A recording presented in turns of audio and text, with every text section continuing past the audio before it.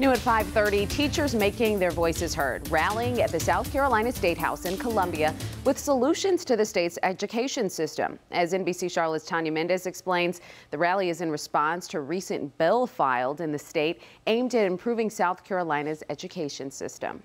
Hundreds of teachers were not in their classrooms today, choosing instead to come to the South Carolina State House in an attempt to make their voices heard. Many of the teachers coming from our area as well, saying it's time for them to be paid what they deserve. SC for Ed! As the rain falls, the chants rise. SC for Ed! These are some of the hundreds of teachers from across South Carolina who came to Columbia with one voice, one request: a pay raise. Governor McMaster has proposed a 5% salary increase, which we are very grateful to hear, but that's not enough. It's a good starting point, but we're pushing for 10%, and we want that 10% this year. Sonny Perry is a middle school teacher in Fort Mill, and though he knows his district has it better than most, It takes a village to raise a child, and Fort Mill has figured that out. he sees the greater challenges across the state, We're starting to see teachers say enough is enough. which is why he and so many others took their requests from the steps straight to the legislators themselves for an 11th hour sit-down.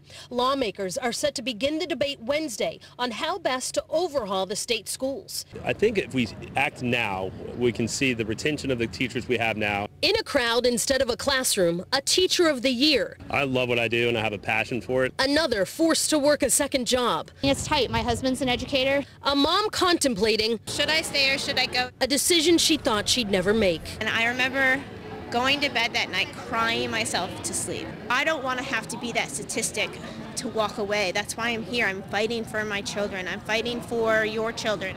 And the teachers here say they're going to be watching very closely to see what the lawmakers talk about tomorrow. I asked them, do they think it's possible that we will see walkouts en masse? They said everything is on the table. Reporting in Columbia, I'm Tanya Mendez, NBC Charlotte.